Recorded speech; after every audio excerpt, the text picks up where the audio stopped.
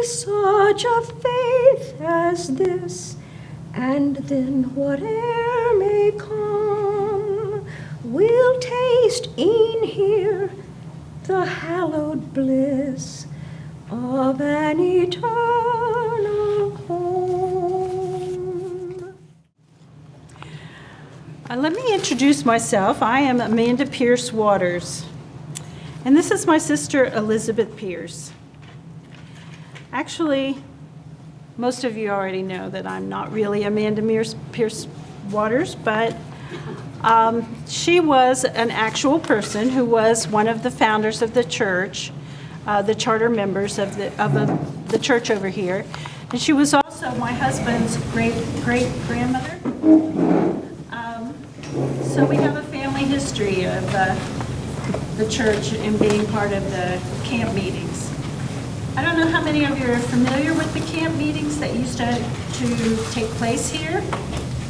There was a brush arbor here, and hundreds of people came after they put all their crops up.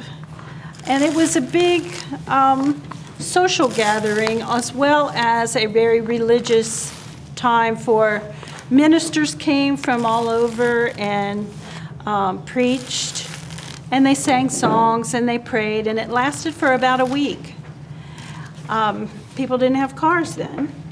So, they brought their horses, they brought their cows. Sometimes they brought milk cows with them so they would have fresh milk. And so it was quite a gathering. They came from all over, and it was hundreds. So here we are, we're in the mid-1860s, and my sister and I are here, and we're going to pick out some songs for the next camp meeting. So what do you think about song number 6? Is that the one about faith? Yeah, the one that says, "Your faith will not shrink. Oh, for a faith that will not shrink." That's a really, really nice song. Isn't that the one that your children sang in church right before the big sickness? Yeah. That was such a hard time.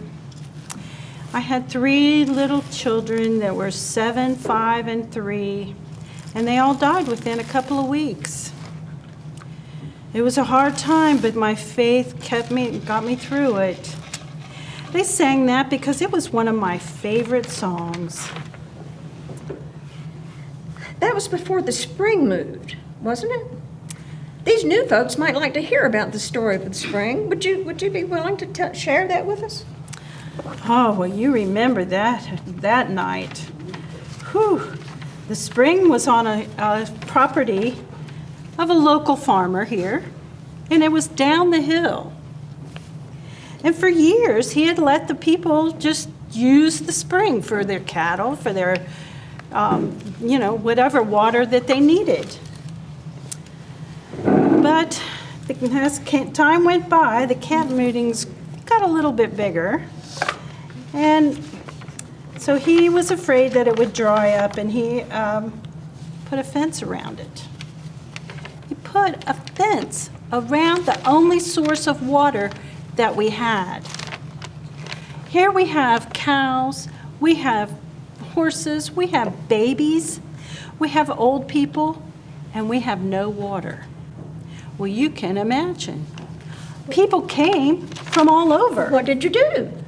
Well, we prayed and we sang all night. We stayed up all night asking God, what are we going to do?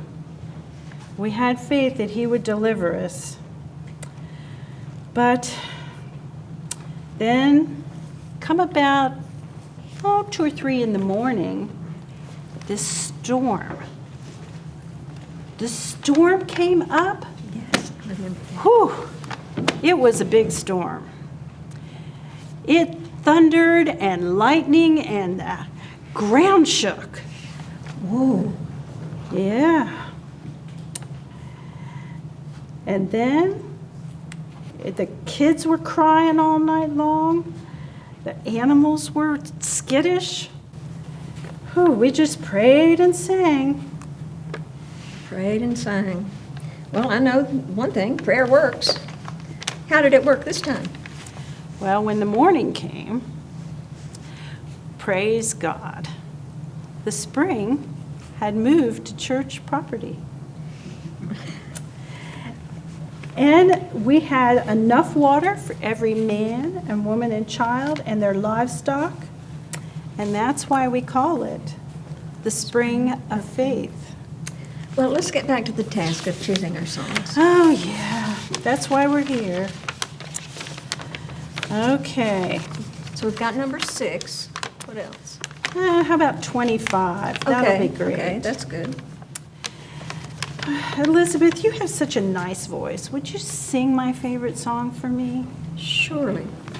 Oh, for a faith that will not shrink, though pressed by every foe, that will not tremble on the brink of any earthly woe, that will not murmur nor complain beneath the chastening rod, but in the hour of grief or pain will lean upon its God, a faith that shines more bright and clear when tempests rage without, that when in danger knows no fear, in darkness feels no doubt.